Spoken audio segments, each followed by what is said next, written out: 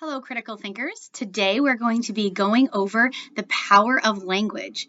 We're actually going to have a couple of discussions about the power of language. And so today is an introduction just to how influential words and human language can be to how we think, how we feel, and how we process.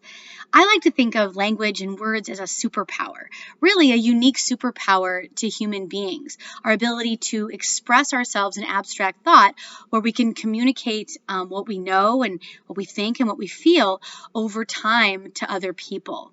I think it's fantastic. So let's begin there.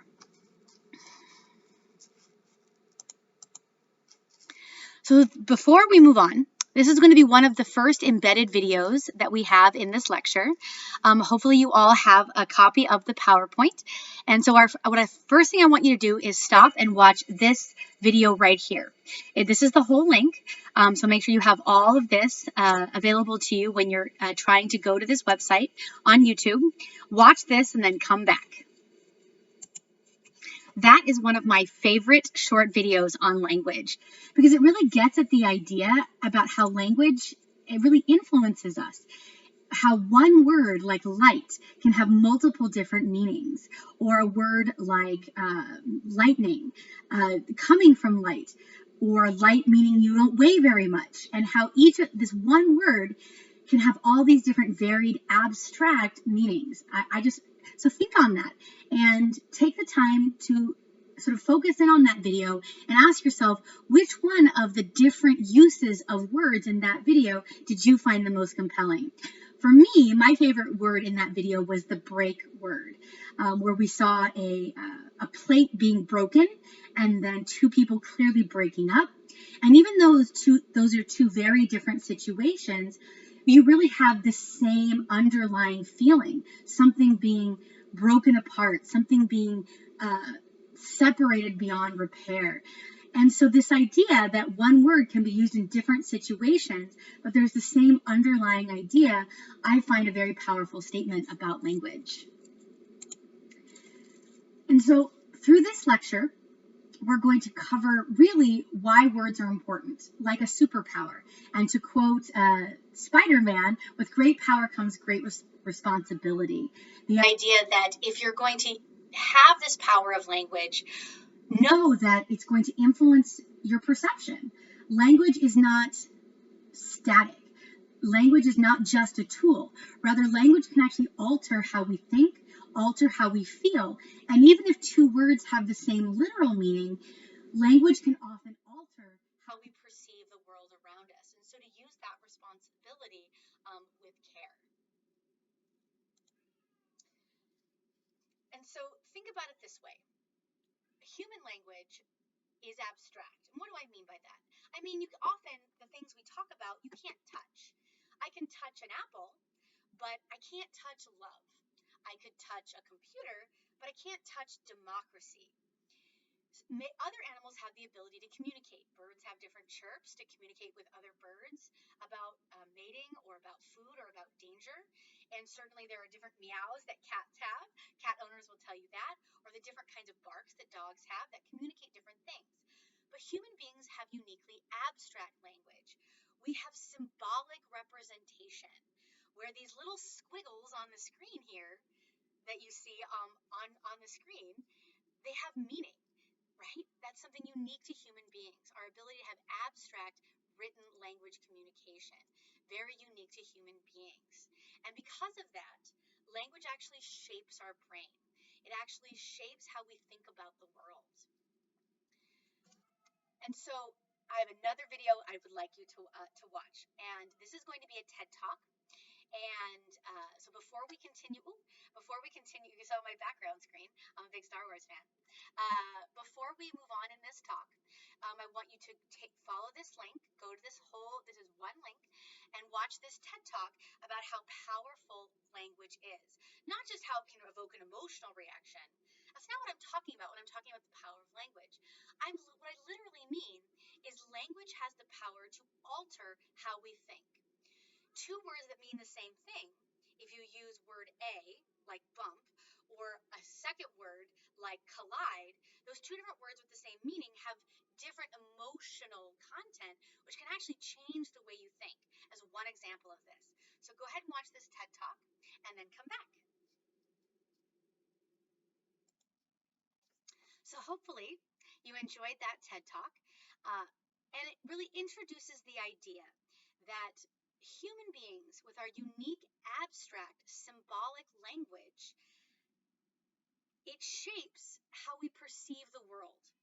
And the words that we choose to use about a particular topic alter how we act about that topic. So let's use a word like war, right? War has a literal meaning. Two armies going at it with guns or weapons, but we also use that same word to talk about a war on drugs or the sexes going into battle. We have war metaphors for everything, about winning or losing. And what does that mean?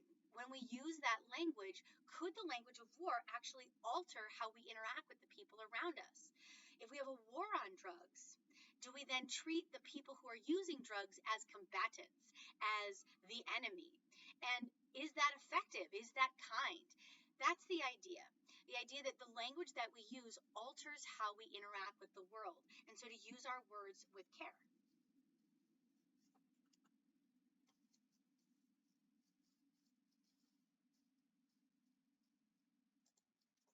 And so there's this famous quote by William Shakespeare: "A rose by any other name would smell as sweet." It comes from Romeo and Juliet. And in the context of this quote, we have Juliet basically lamenting the fact that Romeo is a Montague and she is a Capulet. And if he would just not be Romeo, that would be fine because he would still be the wonderful person that he is. But I'm going to take an issue with Shakespeare. And I'm going to suggest that the words that we use for something do, in fact, change how we actually physically perceive the world. A rose by another name may not actually smell as sweet. So now we have some vocab that we need to learn about this topic. If I'm going to assert that a rose by a different name would not in fact smell as sweet, that language has literal power to change how we think, we have to learn some vocabulary words about this notion. The first vocabulary word is denotation. And this word means the literal dictionary definition of a particular word. It's the non-emotional, non-abstract, non-metaphorical meaning of a word. For example, if you looked up a particular word in the dictionary, whatever it said there would be the denotation of that word, the literal definition. So what that word points to in the physical world, what it refers to in the physical world, what it indicates that a person ought to do, the denotation of a particular word. But that's different than something called the connotation of a word. The connotation of a word is different.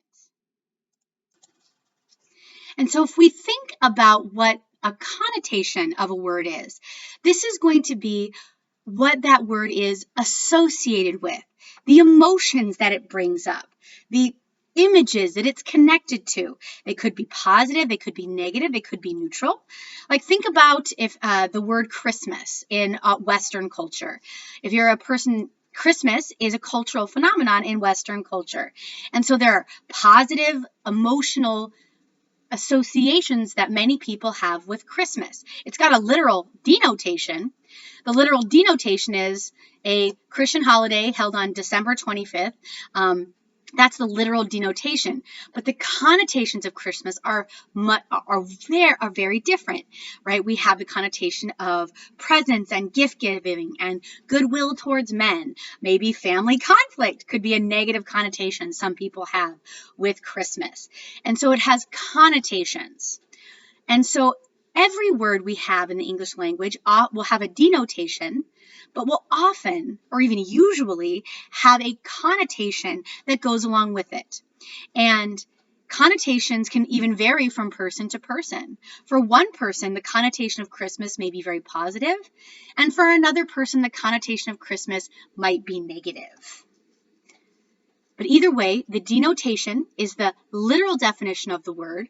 Connotation are the other ideas that that word is connected to, the other ideas that the word makes you think of that are not the literal definition of that particular word. So think of other holidays where this might be true. Right? Halloween, the 4th of July, Hanukkah, whatever it might be, there's going to be a literal definition of what that holiday signifies, but then there's going to be many connotations associated with that particular word. And those connotations may be different from person to person or different from culture to culture. So think about the importance of recognizing that words have not only denotations, but also connotations.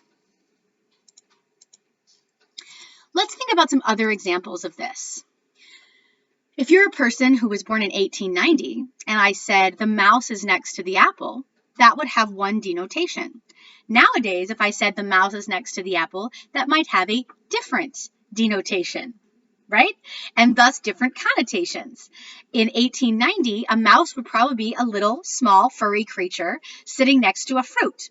But nowadays, if I say the mouse is sitting next to the apple, I'm probably thinking about a mouse that you use for a computer sitting next to an Apple computer, right? And so different connotations. But it's even more than that. Think about racial slurs and sports teams' names. There are, in fact, sports teams' names in the United States right now that those names are actually considered racial slurs. So for one person, the connotation is positive. That's the team that they grew up with. They have positive connotations with that name, thinking about their family, going to a sporting event. But for many other people, that very same name evokes strong, powerful negative emotions connected with injustice and oppression. And so one word that has a denotation can have very different connotations for two groups of people. And it's important to recognize that a particular word, if it has very powerful negative connotations for some folks, to use your power of language with care. Or how about the term over the hill?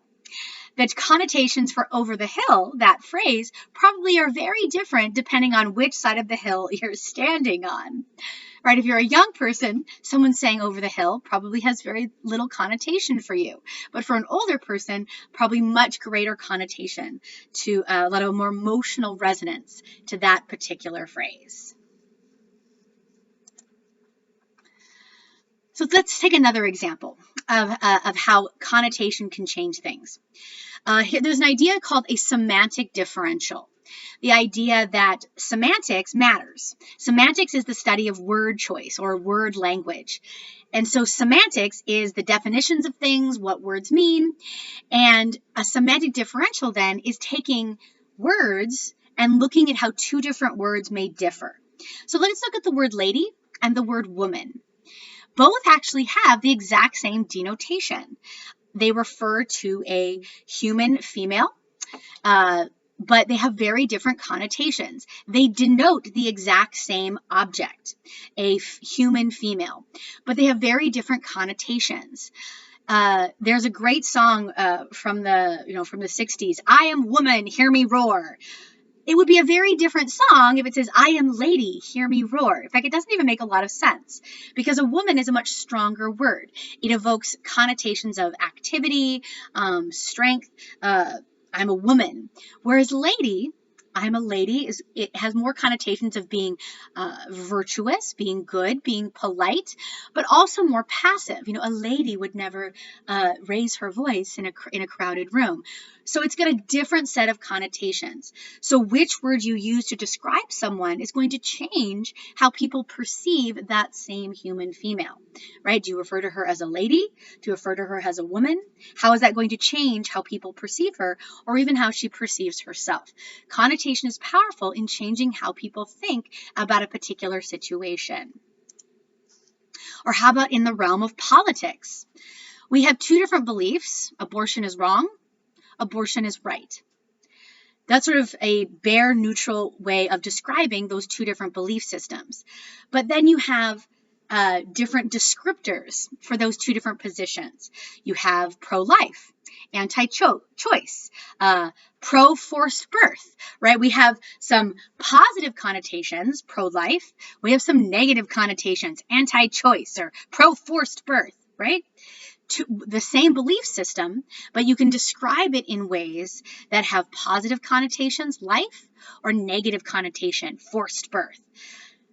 I'm not here to weigh in on this particular debate, but just the words that we use to describe the same phenomenon can change how it is perceived. Or how about the flip side point of view? Abortion is right, or is a right that people have. You could talk about it in terms of pro-abortion or anti-life, or you could talk about it in terms of pro-choice or in terms of body autonomy, right? Same idea, but you could describing it using different words, which is going to change how people think about it. And in the realm of politics, this actually happens all the time. When people are when people are doing surveys, you have to be very careful about how you craft a question, because the words that you used when crafting a question change how people perceive a particular topic.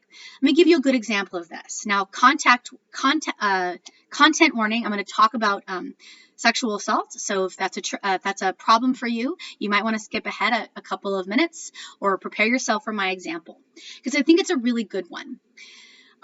When you're asking people whether, and there's a statistic out there that indicates that 1 in 6 women throughout her lifetime will be a victim of sexual assault, will be raped, and in fact 1 in 4 college students will be sexually assaulted during her lifetime. So in fact, going to college makes you more likely to be a victim of sexual assault.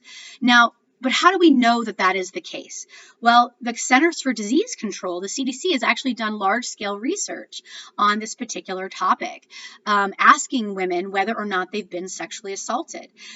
But how this relates to the current discussion of language is they have to be really careful about how they ask this question, because depending on how you ask this question changes whether or not women disclose that they have been sexually assaulted.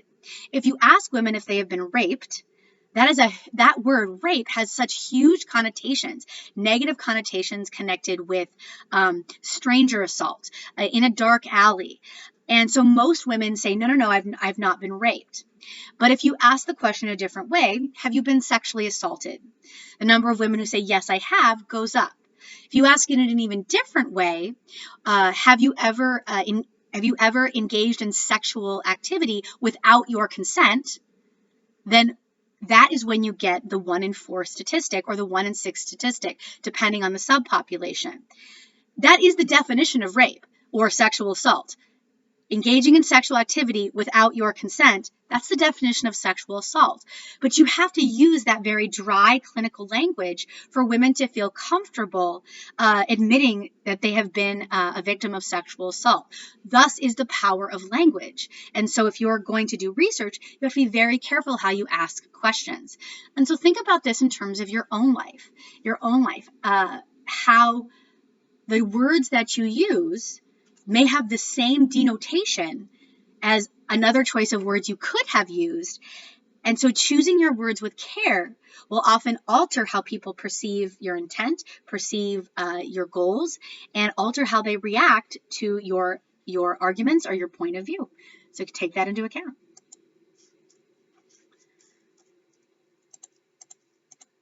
All right. One more example, the power of connotation, and how it's not just about people's emotional reactions. Certainly, if I was called a lady versus a woman, that's going to have different emotional resonances for me. But different connotations can actually change how we physically perceive the world. Not kidding.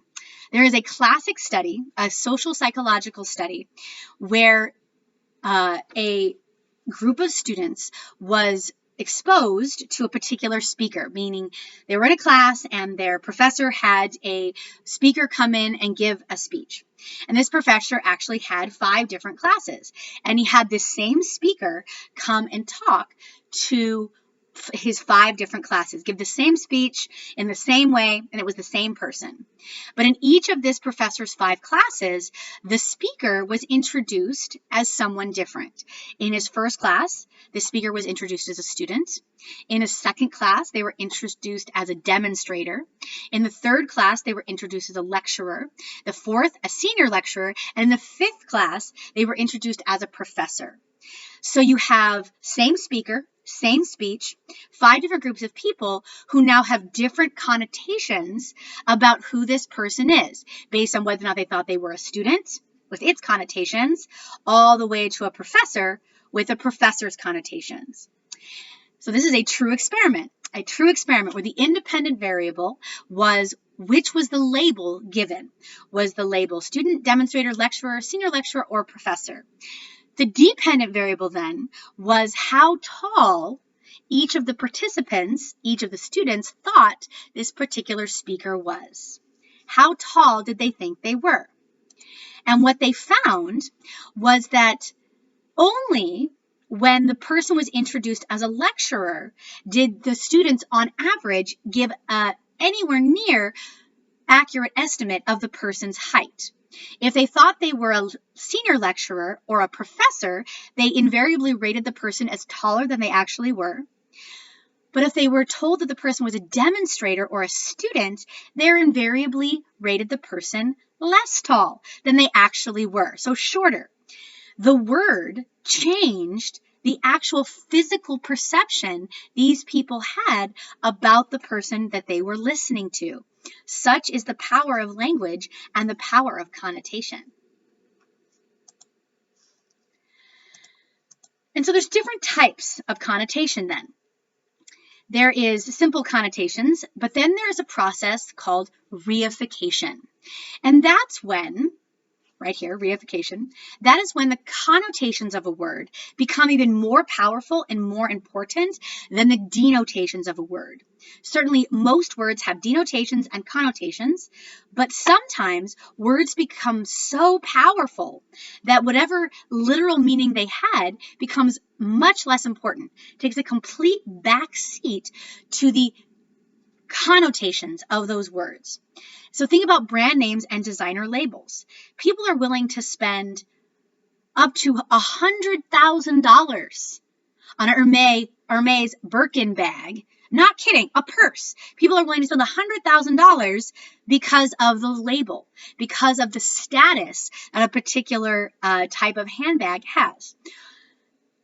There is not a handbag in the world that is really worth $100,000. Not in terms of the denotation of the handbag, right? It's leather and stitching and design.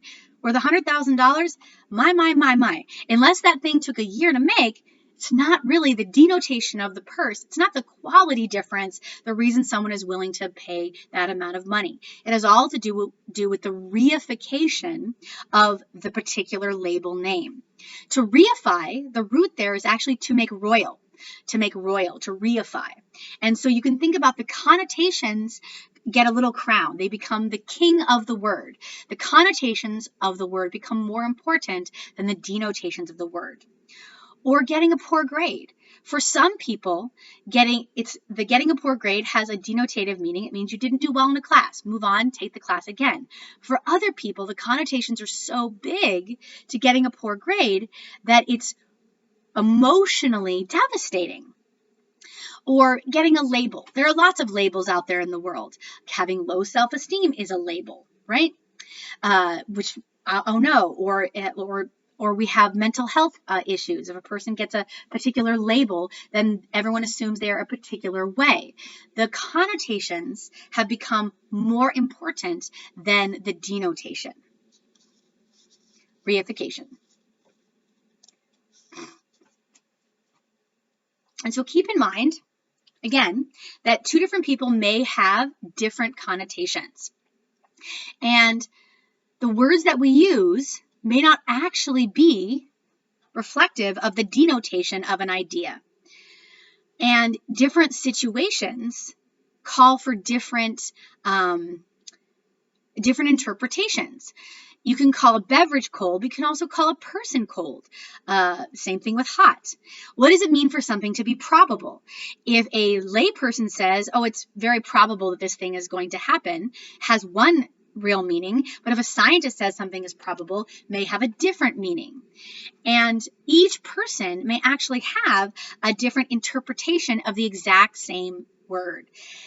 There is, or two politicians may be in an argument, or both people heard the same words but interpreted them very differently. And it doesn't even have to be politicians. Have you ever been in an argument with somebody and somebody says something and you interpret the word, and everyone can agree on what was said, but person A interpreted the words one way and person B interpreted the words in an entirely different way. Neither person is lying. They just have different frames of reference, different connotations to the same words. And so to keep this in mind, that oftentimes when you're having an argument with somebody, you're talking past each other because both people are hearing different meanings and different understandings of the same language. And no person is necessarily right or wrong in that particular instance.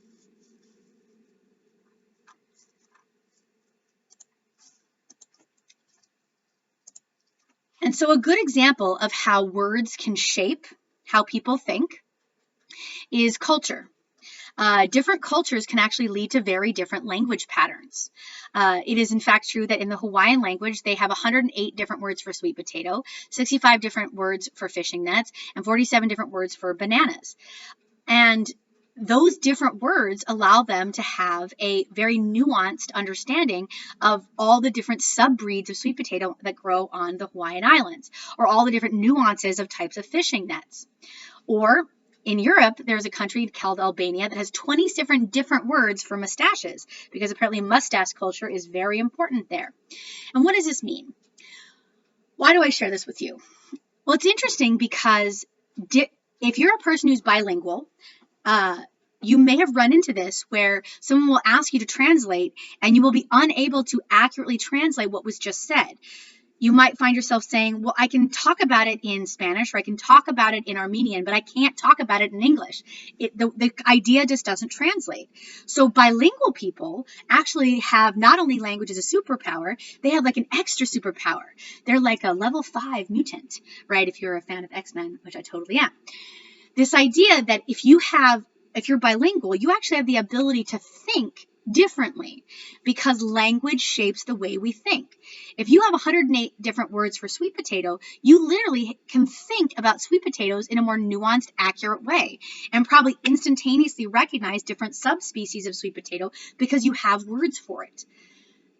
Which brings us to our next topic. When I say that words shape how we think, it's more than just saying if you say a word in a particular way, that's going to alter how we think. Words actually allow us, language actually allows us to think about concepts. Without language, it's difficult for us to think about some concepts. So not only does language shape the way we think, language actually allows us to think in a human way. It allows us to perceive the world. It allows us to understand different concepts. And so I want you to now stop and listen to a story from Radiolab. This is a great story about the nature of colors. This is a National Public Radio address, so I want you to listen to it. There are transcripts available for those who need them on this particular Radiolab is very good at having transcripts. You can read the transcript if you need that. And essentially, what this talk is going to demonstrate is without a word for blue, people can't see blue. And I don't mean that in a metaphorical way. The research suggests that if you don't have a word for something, it's very hard to think about it. It's almost like you need the word for it to reflect on it because people seem to think in language. And what this talk is going to reveal when you listen to it is if there is in fact cultures on the planet that don't have a word for blue. And if you come from that culture and you're shown these 3 different squares, you would have a great difficulty in recognizing that this one is different because you don't have a word for blue. So this kind of blends in as another kind of shade of green. This word, this color, you do have a word for, believe it or not. So listen to Radio Lab and come on back. That's one of my favorite Radio Labs. So interesting, right? The idea that not only does language influence us after we have it, but the actual words that we have available to us allow us to think different thoughts, which is why I think bilingual people are just amazing, because they can think more thoughts, right? Every new language you learn allows you to think in a more nuanced way, because you have a whole other set of words at your disposal to think more nuanced thoughts. So which I find super cool. And so last thing I want to share with you in terms of how language shapes how we think. And so with that great power comes great responsibility is, in fact, another TED Talk by a professor named Dr. Keith Chen. And essentially, he is going to look at this idea that what we were introduced to in the Radio Lab talk, the idea that language that you need language to think thoughts, and he takes it a step further. He actually compares different cultures that have different language features and looks to see if that actually impacts their behavior. This is a real study. This is a series of studies that he did that demonstrates that the nature of the language you speak in your culture actually changes your behavior at the cultural level. That at the group level, the language people speak can change the behavior of a particular culture. So go ahead and watch it and come on back. So welcome back. So to summarize his findings, what he discovered were there are two kinds of languages. There are what are called futured languages, that when we take our verbs, we change the actual way we speak the verb in order to talk about the past versus the future. English is a futured language.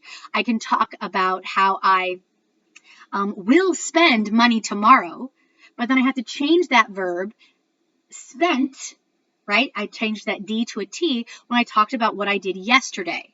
Or it is, I am spending money now. I have to actually change the language I use, change the actual word that I use in order to speak properly. I couldn't say I spending yesterday. It wouldn't make sense. I spending tomorrow. I would sound like I didn't know how to speak English. I have to say I am spending money now. I spent money yesterday. I will spend money tomorrow. But there are some language that are not futured. They're what he calls a futureless language, where they take the exact same word and they don't change it. Like spend.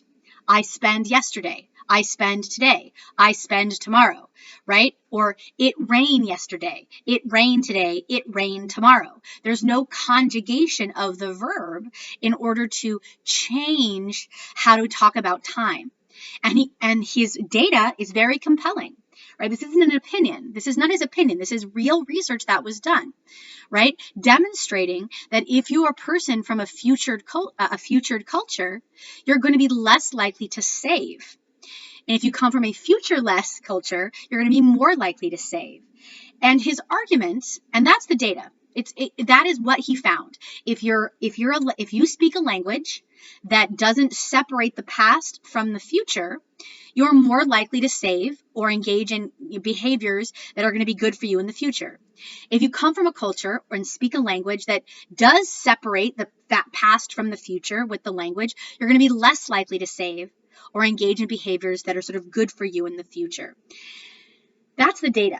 Now, he does give an additional interpretation. He believes that when your language separates the past from the future, it's easier to think about the future as a place you may not get to, and so you're not as likely to save.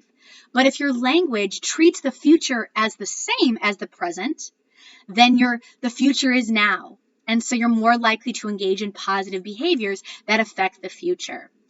And that, which is just really compelling real world evidence that language is shaping how we think, shaping how we feel, and shaping how we behave. And so when you choose your words, choose them with care.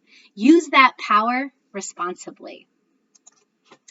Last thing, is I'd like you to just think about the nature of English, right? Everybody in this class at least speaks English, maybe not as your first language, but English is a wibbly wobbly language with a lot of words that shift around in their meaning. For example, like and love. We can talk about liking food or liking people or liking a movie. We can talk about loving people, loving a movie, loving foods. Those same words can be used in different meanings. And what does the fact that English has all of these different meanings packed into the same words? What does that imprecision lead to maybe in English? And you can watch this cute little clip from 10 Things I Hate About You, which I've gotten from YouTube. All right. Well, thank you very much for watching. This has been a discussion of language, and I hope I've left you with the message that with great power comes great responsibility, and language is powerful.